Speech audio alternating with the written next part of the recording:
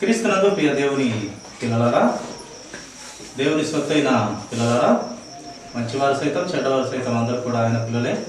ఆయన రక్షణలోకి రావాలని ఆయన మహా గొప్ప ప్రేమ కలిగిన అంత గొప్ప దేవునిలో ఉన్నందుకు మనము కృతజ్ఞతగా మనము ఆయన వాక్యాన్ని మనము నెమరు వేసుకుంటూ ఆయన సత్యమైన వాక్యంతో కట్టబడుతూ దిద్దబడుతూ ముందుకు వెళ్ళాలని దేవుడు అటు జ్ఞాన బుద్ధి వివేచన మనకు అందరికీ దేవుడు దయచేయను గాక. వాక్యం చూసుకుందామండి. రోమీయులకు రాసినటువంటి పత్రిక అపోస్తలుడైన పౌలు గారు 3వ అధ్యాయము 23వ వచనము మరొకసారి తీసినట్లయితే చదవగలరు. ఏ భేదమును లేదు, అందరూ పాపము చేసి దేవుడు అనుగ్రహించు మహిమను పొందలేకపోతున్నారు. మనిషిగా పుట్టిన ప్రతి ఒక్కరు అంట ప్రియులరా, ఏ భేదం లేదు. యూదుడని లేదు, గ్రీసు దేశస్థుడు అని లేదు, హెబ్రీయుడని లేదు, కులము తక్కువ అని లేదు, ఎక్కువ అని లేదు. అందరము ఏ భేదం లేదు, అందరూ పాపము చేసినారు అని లేఖనం మనకు తెలియపరుస్తారు. అందరము పాపములమే. పాపము చేసిన వారినే దేవుడు అనుగ్రహించు మహిమను పొందలేకపోతున్నాము. ఏంది ఆయన మహిమ అంటే, మనమును ప్రేమించి నిత్యత్వంలో ఉండాలని ఆయన కోరినటువంటి మహిమ ప్రియులు. మనమును ప్రేమించి పాపాన్ని తీసివేసి ఆ పరిశుద్ధ గల పట్టణంలోకి మనమును చేర్చాలని, ఆ మహిమ గల పట్టణంలోకి మనమును చేర్చాలని ఆయన ప్రణాళికలో ఉన్న దేవుడు. ఆ మహిమను పొందలేకపోతున్నారు మీరు. నా దగ్గర ఉండే ఆ గొప్ప అవకాశం మీరు పొందాలని ఆశిస్తున్నాను, మీరు పొందలేకపోతున్నారు. అందరూ పాపులే, ఎవరు గొప్పవారు కాదు, ఎవరు నీతిమంతులు కాదు. కానీ నా యొక్క ఆలోచనల ద్వారా నన్ను ఒప్పుకొనడం ద్వారా మీరు పవిత్రులైతారు, పరిశుద్ధులైతారు, నీతిమంతులైతారు, యథార్థవంతులైతారు. అయిన తర్వాత మీరు నా పట్టణంలోకి మీకు అవకాశము, నా పట్టణంలోకి మీకు అవకాశం వస్తుంది. ఎప్పుడైతే మీరు మీ పాపాన్ని మీ సొంత నోటితో ఒప్పుకుంటే అప్పుడు మీరు ఆ కృపను, ఆ మహిమను మీరు పొందుతారు. నమ్మితే నా మహిమను చూస్తారు అన్న దేవుడు నమ్మమని చెప్తూ ఉన్నారు. అందుకే ఇందాక కూడా నమ్మాలి. పాటలో కూడా మనము ఆయనను నమ్మితే ఆయన మహిమ చూసే పిల్లలంగా ఉంటాం. చూడండి, మనుషులకు మనకు ముఖ్యంగా 3 భారములు మన మీద ఉంటాయి. ఒకటి పాప భారము ప్రతి ఒక్కరి మీద ఉంది. అందరము పాపలమే కదా అని వాక్యం చెప్పింది కదా. అలాగే రోగ భారం కూడా మన ప్రతి ఒక్కరికి. నేను ఆరోగ్యవంతుడిని ఎవరన్నా చెప్పగలరా? ఎవరు చెప్పలేరు. నేను ఆరోగ్యవంతుణ్ణి, ఎప్పుడు నాకు ఒక నెలపాటు ఆరోగ్యంగా ఉంటానని కూడా చెప్పలేము. రేపేం జరుగుతుందో మనకు తెలియదు. కింద పడి కాలు వెళ్ళొచ్చును, కింద పడి ప్రాణం అయిపోవచ్చును, కాలు చేతులు వెళ్ళొచ్చును, మతి స్థిమితం లేకుండా పోవచ్చును, నడుము లేకపోవచ్చును, మంచానికి అంకితం అవ్వచ్చును, మనకు తెలియదు.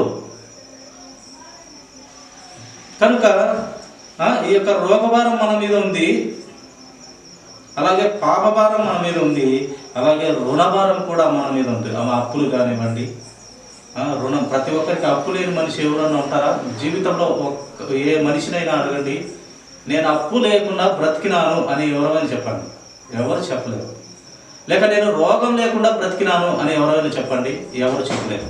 లేక నేను పాపం లేకుండా బ్రతికినాను అని ఎవరన్నా చెప్పండి. ఎవరు ఉండరు. ఈ 3 మనకు ఖచ్చితంగా మన అనుభవంలోకి వస్తాయి. రావాలని కూడా దేవుడు మనకు పెట్టి ఉండొచ్చు. అసలు మనిషి జీవితమే ఒకరి మీద ఆధారపడడం. మనము సంఘ జీవనం. ఒకరు తయారు చేసింది ఒకరు వాడుకోవడమే. మనం అన్నీ తయారు చేసుకోలేము. ఒక బట్ట తయారు చేసుకోలేము. అలాగే పెన్ను తయారు చేసి మనంతటా మనం పెన్ను తయారు చేసుకుంటామా? మనతో కాదు, ఇంకొకరు చేసింది వాడాల్సిందే. ఒక బట్ట ఇంకొకరు నేసింది వాడాల్సిందే. ఈ కళ్ళజోడు ఇంకొకరు కనిపెట్టింది వాడాల్సిందే. ఒక బియ్యమే కానివ్వండి, ప్రతి వస్తువే కానివ్వండి, ఇంకొకరు తయారు చేసింది మనము కొనుక్కొని మనం వాడుతూ ఉంటాం అన్నమాట. ఏది మనం అంతటా మనం బ్రతకలేము నిజంగా. అదే సంఘజీవి మనం.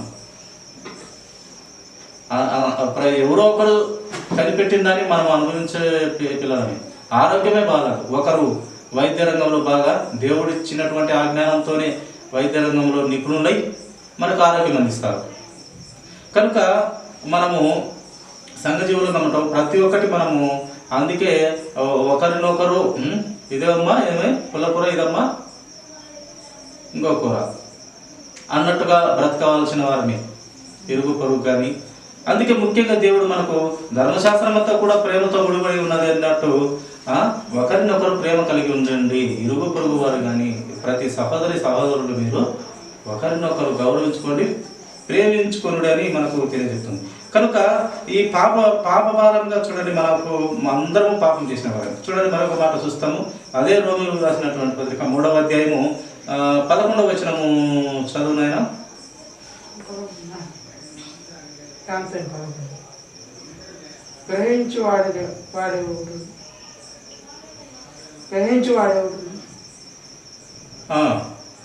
గ్రహించువాడు ఎవడునూ లేడు, దేవుని ఎదుగువాడును లేడు.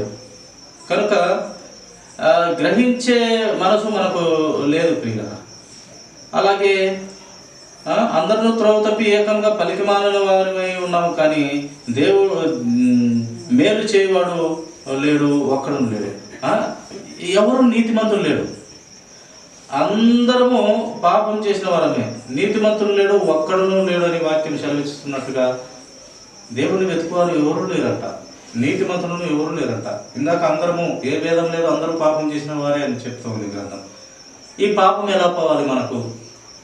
ఎట్లయిపో మేకలైపో రక్తంతో పోతుందా? ఎప్పుడో పాత నిబంధనలో దేవుడు చెప్పినట్టు ఆ కాలంలో అయితే ఏదో చూసి చూడనట్టుగా ఏదో చేస్తూ ఉన్నారు. కానీ ఈ కాలంలో నేను పాపం చేసి, ఒక నరహత్య చేసి, ఒక దొంగతనం చేసి, ఒక వ్యభిచారం చేసి 2 పొట్టేళ్ళు కానీ లేక 2 కోళ్ళను వచ్చి నా పాపం పోతుందా? పోదు. దానికి పరిశుద్ధ రక్తం ద్వారా మనకు ఒకే ఒక బలిగా యేసుక్రీస్తు ప్రభువారు సకల మానవాళి కోసం ఒక్కటే బలి ఆయన చేసినాడు. ఆ పరిశుద్ధ రక్తం ద్వారా, ఆ నీతిమంతుని రక్తం ద్వారా మనము మన బట్టలను తెలుపు చేసుకుంటున్నాము, మన హృదయాలను నీతియుక్తంగా చేసుకుంటూ ఉన్నాము, నీతిమంతులం అవుతున్నాము, పరిశుద్ధులం అవుతున్నాము, యథార్థవంతులము అవుతున్నాము ఆయన రక్తం ద్వారా. ఆయన ఏ పాపం చేయక ఈ లోకంలో మనలాంటి జీవితంతో బ్రతికి, తప్పు చేయక, పాపం చేయక, నేరం చేయక పరిశుద్ధ రక్తం కార్చినాడు మన కోసం. అది కార్చనికే ఆయన దివి నుండి ఈ యొక్క భూమి మీదకి వచ్చినాడు. దేవుని కుమారుడు కనుక తిరిగి మళ్ళీ లేచినాడు, మరణపు ముళ్ళు ఇచ్చినాడు. మొదటి పునరుత్థాన పరంగా ఆయన మొదటిగా లేచినాడు. మనలను కూడా ఆ మరణపు ముళ్ళు విరచనికి, 2వ పునరుత్థానంగా మళ్ళీ మనలను లేపనికి, మరణం ముళ్ళు మన చేతను కూడా విరచనికి ఆయన మనకు మహిమ శరీరాన్ని ఇచ్చి మళ్ళీ మనల్ని లేపబోతున్నాడు ఆయన తిరిగి 2వ రాకడగా వచ్చే సమయంలో. కనుక ప్రియులారా, నీతిమంతులం లేము, మన పాపము, అందరం పాపలమే. కనుక మనకు ఈ పాపం ఎలా పోతుందంటే చూడండి, యోహాను రాసిన మొదటి పత్రిక ఒక మాట చూస్తాము. యోహాను రాసిన మొదటి పత్రిక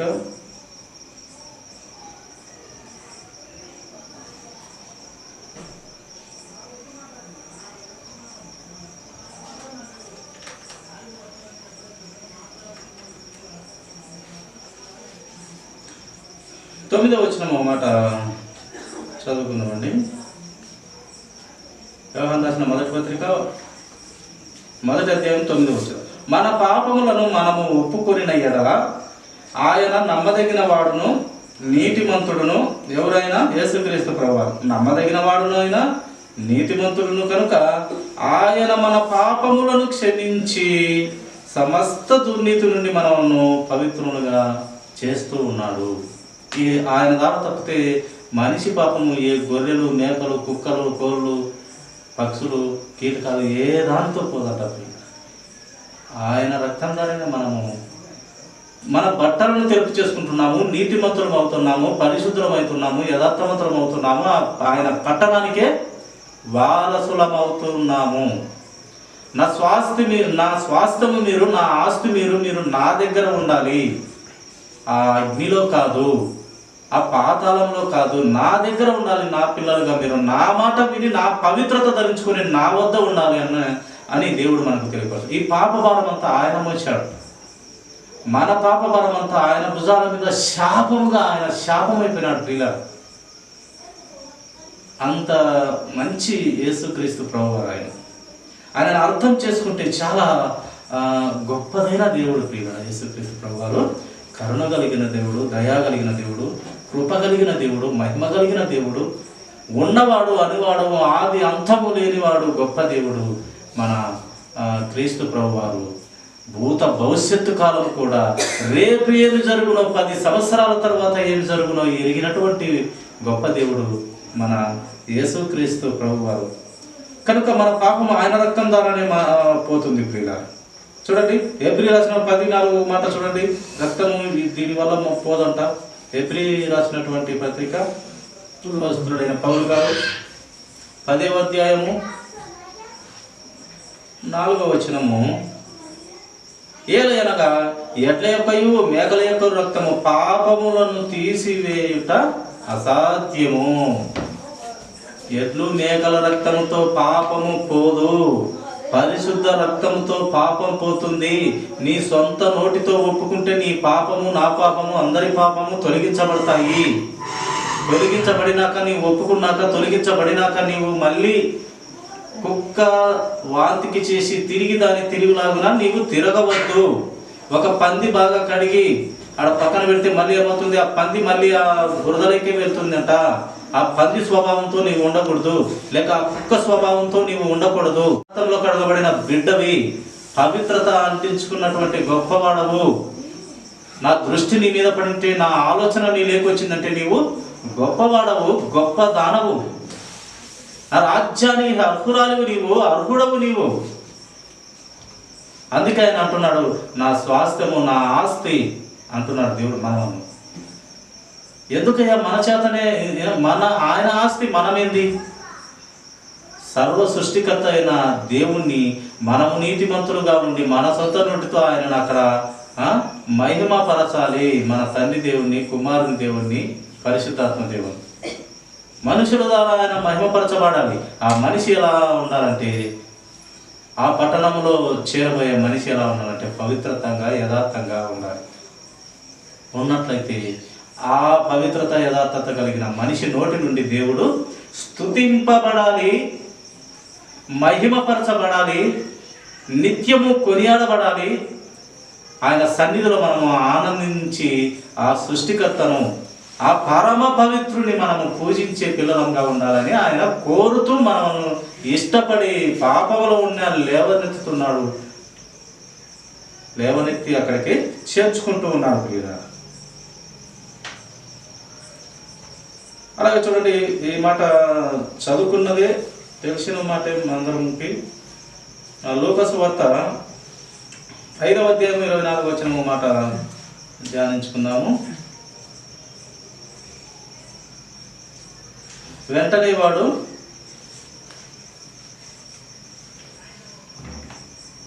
ఐదవ అధ్యాయము 24వ వచనం, అయితే పాపమును క్షమించుటకు భూమి మీద మనిషి కుమారునికి అధికారం కలదని మీరు తెలుసుకొనవలెను. మనం ఏం తెలుసుకోవాలి? మన పాపాన్ని తీసివేసే ఒక గొప్ప దేవుడు, ఈ కోటాను కోట అనబడిన దేవుళ్ళు, దేవతలు అనబడిన ఉన్నవారు ఉన్నప్పటికీ ఒక్కరే ఉన్నారు. ఆ ఒక్కరు ఎవరో నువ్వు తెలుసుకోవాలి, నువ్వు పరిశోధించాలి, గుర్తించాలి, గమనించాలి. రాత్రి బౌలు ఏ గ్రంథం చదువుతావో, ఏ యొక్క పురాణాలు చదువుతావో, ఏ చదువుతావో, ఆ ఒక్కడైన దేవుణ్ణి, ఆ పాపం తీసి దేవుణ్ణి నీవు వెతుకులాడి కనుక్కోమని లేఖనం మనకు తెలియపరుస్తుంది. పాపమును క్షమించుటకు భూమి మీద మనుష్య కుమారునికి మాత్రమే అధికారం కలదని మీరు తెలుసుకొనవలెను అని వారితో చెప్పి, పక్షవాయువు గల వారిని చూచి, నీవు లేచి నీ మంచం ఎత్తుకొని నీ ఇంటికి వెళ్ళమని నీతో చెప్తున్నాను. పాపములతో పాటు స్వస్థత కూడా ఇచ్చే గొప్ప మహా గొప్ప దేవుడు ప్రియుడైన యేసుక్రీస్తు ప్రభువు. కనుక ఇలాగా మన పాప భారాన్ని ఆయన మోస్తూ మన పాపాన్ని తీసివేసి పరిశుద్ధత ఇచ్చి ఆయన రాజ్యంలోకి పిలుచుకుంటున్నాడు. మనుషుల యొక్క పాప భారాన్ని ఆయన మోచాడు. అది మన పాప భారము ఆయన తీసివేశాడు. అలాగే రోగభారం కూడా ఎన్ని భారాలు ఎంతమందిని గ్రంథంలో తీసివేశాడు. ప్రతి ఒక్కరికి రోగం రావాల్సిందే. చూడండి, గ్రంథంలో మనం కొన్ని ఎంతమంది రోగులను మనము గమనిస్తాం. మార్కు సువార్త 5వ అధ్యాయం 34వ వచనము మాట చూడండి.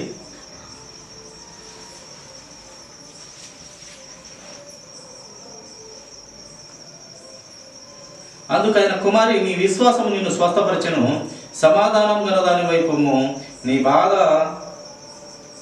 నివారణ అయి నీకు స్వస్థత కలుగునుగాక అని ఆమెతో చెప్పారు. ఈమె ఎవరు? రక్తస్రావం కలిగినటువంటి స్త్రీ. 12 ఏళ్ళుగా రక్తస్రావంతో బాధపడుతూ ఇబ్బంది పడుతూ అనేకమైన వైద్యులతో ఎంతో వ్యయము ఎంతో డబ్బు ఖర్చు పెట్టుకొని తిరిగినప్పటికీ ఆ రోగము పోలేదు ఆమెకు. ఎందుకు పోలేదు? ఎంతమంది వైద్యులు సంప్రదించిందంట, చాలా డబ్బులు ఖర్చు పెట్టిందంట, అయినప్పటికీ ఆ రోగం పోలేదు. ప్రభు మహిమపరచుబడు నిమిత్తము, ప్రభు గొప్పవాడు పరిశుద్ధుడు మహిమగల దేవుడు అని మహిమపరచబడు నిమిత్తము యేసుక్రీస్తు ప్రభు వారి వస్త్రపు చెంగు ముట్టితే బాగు కావాలని దేవుని ప్రణాళికలో ఈమె దేవుడు పరిశుద్ధాత్మ గ్రంథంలో రాయిస్తూ వచ్చినాడు. ప్రియ, వస్త్రపు చెంగు ముట్టితే పవిత్రులు అవుతారు. అపోస్తలుడైన పౌలు గారి కర్చీపు ముట్టుకుంటే స్వస్థతలు జరిగినాయి. ఎలా జరిగినాయి అంటే పవిత్రతంగా నడుచుకున్నాడు. దయ్యాలు కూడా బయటనే వనికి. ఎందుకంటే పవిత్రుడిన పరిశుద్ధుడు, పాపం ఒప్పుకున్న తర్వాత మళ్ళీ పాపాన్ని అంటించుకున్నటువంటి వాడు కాదు, పాపాన్ని వదిలించుకున్నవాడు, పాపాన్ని అసహించుకున్నవాడు పౌలు గారు, యోబు గారు. కనుక చూడండి, ఇక్కడ స్వస్థత, వస్త్రపు చెంగు ముట్టితే స్వస్థతలు. క్రీస్తు ప్రభు వారి అంత పరిశుద్ధుడు. చూడండి, ఆయన వస్త్రపు చెంగు ముట్టితే ఆయనను ముట్టాల్సిన పనిలే. పౌలు గారు కూడా భక్తిగా నడుచుకున్నాడు, పవిత్రంగా బ్రతికినాడు, ఆయన ముట్టాల్సిన పనిలే. మరి వస్త్రము ఆయన వస్త్రాలు ముట్టితే స్వస్థతలు జరిగినాయి. దేవుడు నిజంగా గొప్పవాడు. ఎందుకంటే ప్రభువారే, నేనే స్వస్థతలు కాదు, నా పిల్లలు, నా శిష్యులు, నన్ను పోలి నడుచుకుంటున్న నా పిల్లల ద్వారా అనేకమైన అద్భుత కార్యాలు, సూచక్రియలు నాకన్నా ఎక్కువ చేస్తారు మీరు అని వాగ్దానం ఇచ్చినటువంటి దేవుడు యేసుక్రీస్తు ప్రభువు. అందుకే పౌలు గారు చేశారు, శిష్యులందరూ చేశారు, చనిపోయిన వారిని కూడా లేపినారు.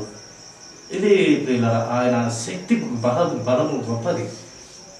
కనుక ఈ యొక్క 12 సంవత్సరాల నుంచి రోగంతో ఉంటే ఆయన వస్త్రపు చెంగు ముట్టితే ఈ యొక్క రోగభారము పోయింది. చూడు, ఆమెకు క్షణంలోనే పోయింది.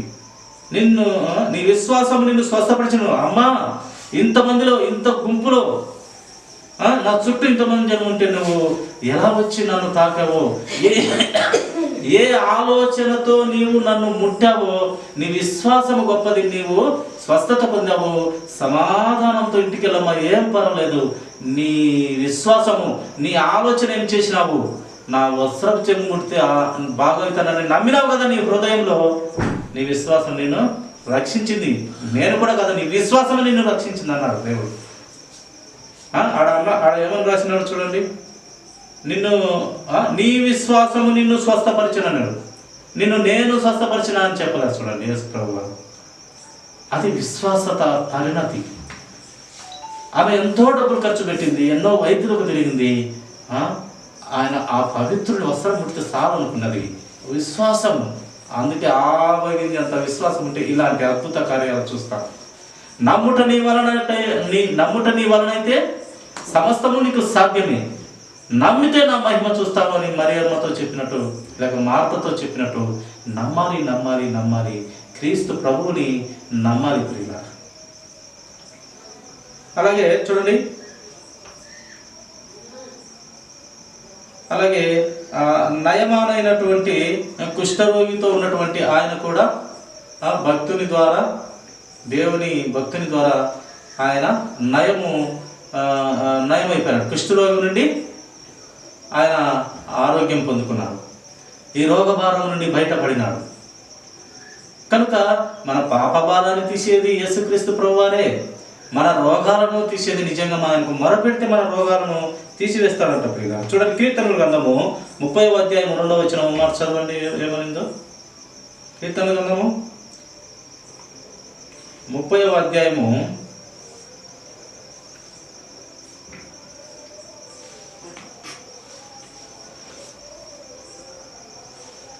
2వ వచనం, యెహోవా నా దేవా, నేను నీకు మొరపెట్టగా నీవు నన్ను స్వస్థపరచితివి.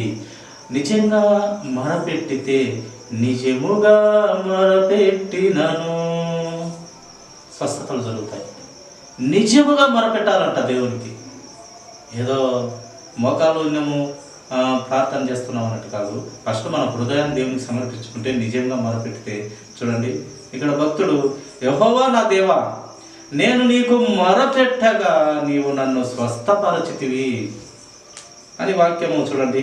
మనకు ఎంత విలువైన వాక్యం మనకు తెలుస్తుంది. నిజంగా మొరపెడితే ఆయన స్వస్థతలు ఇస్తాడు. వస్త్రపు చెంగు ముట్టుకుంటే స్వస్థత, ఆమె నమ్మకంతో, ఆమె విశ్వాసంతో ఆమె స్వస్థత పరచబడింది. అందుకే కదా క్రీస్తు ప్రభు వారు చెప్పిన మాట, నీ విశ్వాసం నిన్ను స్వస్థపరచను, నేను స్వస్థపరిచానని దేవుడు రాయలేదు. విశ్వాసం మీద కూడా వారికి విశ్వాసం మీద వారికి గ్రహింపు ఇస్తున్నాడు దేవుడు. అంత శక్తి ఉంది అని తెలియపరుస్తున్నాడు దేవుడు. నమ్మాలి నమ్మాలి నమ్మాలి దేవుణ్ణి, ప్రభువారిని నమ్మాలి. చూడండి నిర్గమకాండము 15వ అధ్యాయం 20వ వచనము చూడండి ప్రియులారా. నిర్గమకాండము 15వ అధ్యాయము 20వ వచనం.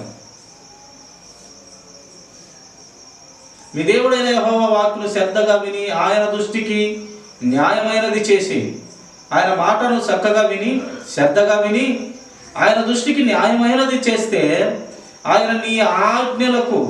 ఆయన ఆజ్ఞలకు విధేయులై, ఆయన చెప్పే విధులు, కట్టడలు, శాసనాలు, ఉద్దేశాలు, ఆయన ఆజ్ఞలు విధేయులైతే, అనగా వాటిని గౌరవించి ప్రేమించి పాటించినట్లయితే, గైకొన్నట్లయితే ఏం జరుగుతుందంట?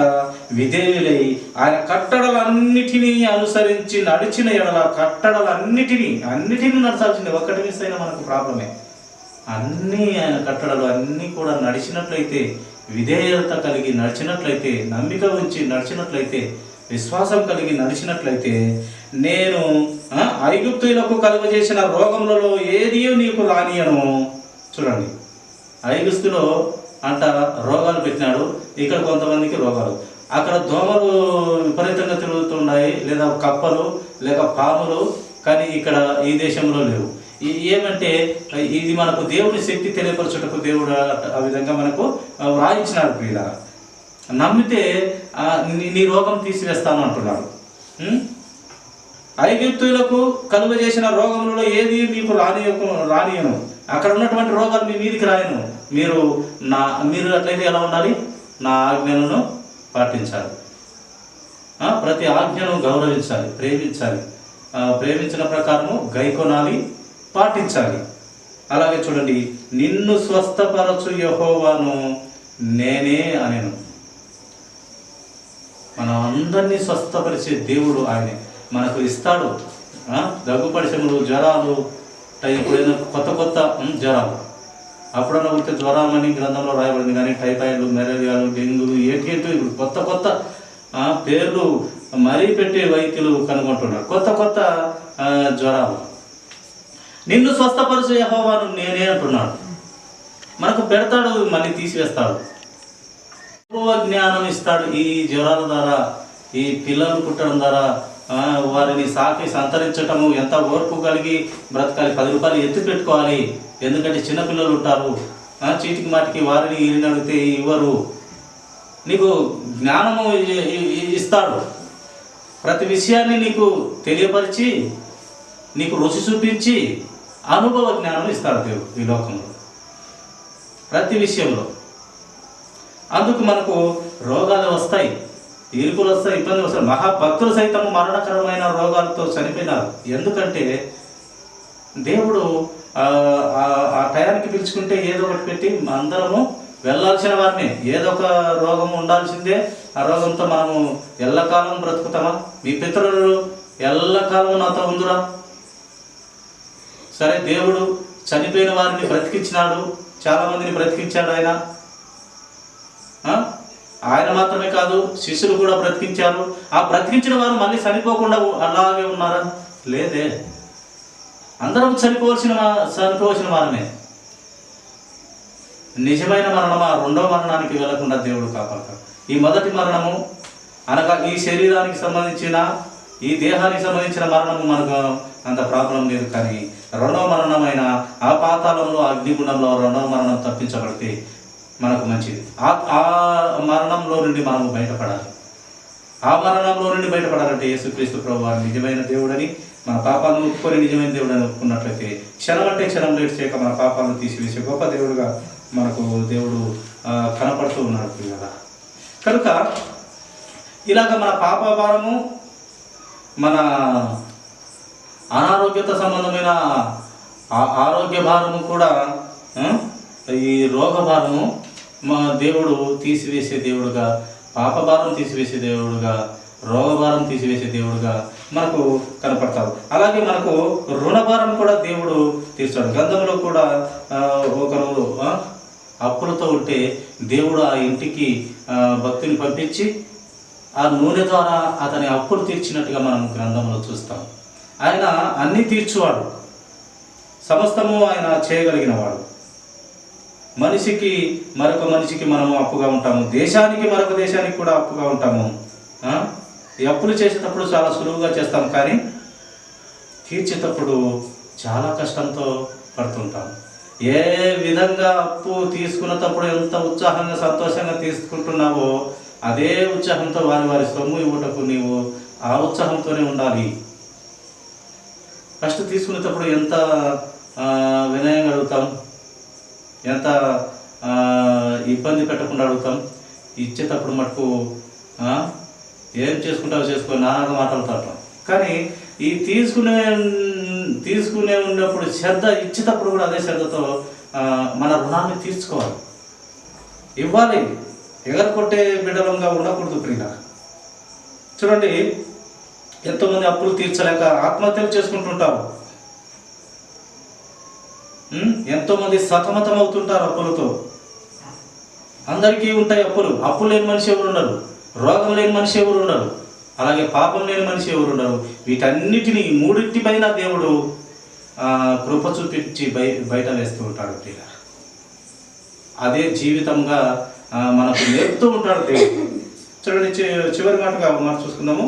సామెతల గ్రంథము 22:7 మాట చూసుకుని ముగించుకుందాము. సామెతల గ్రంథము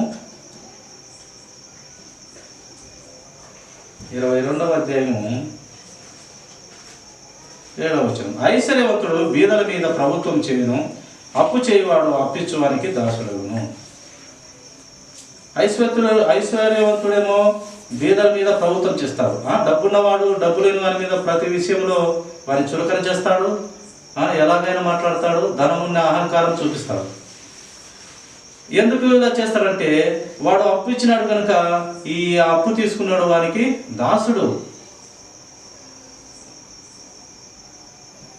కనుక ఇరుకు ఇబ్బందులకు తీసుకోవడం తప్పు కాదు, కానీ దాన్ని మళ్ళీ ఏ ఉత్సాహంతో తీసుకుంటున్నామో అదే ఉత్సాహంతో తిరిగి చెల్లించే క్రైస్తవ పిల్లలంగా, దేవుని వాక్యానికి లోబడిన పిల్లలంగా కూడా ఉండాలని మనకు దేవుడు వాక్యాలతో మనకు వివరిస్తున్నాడు.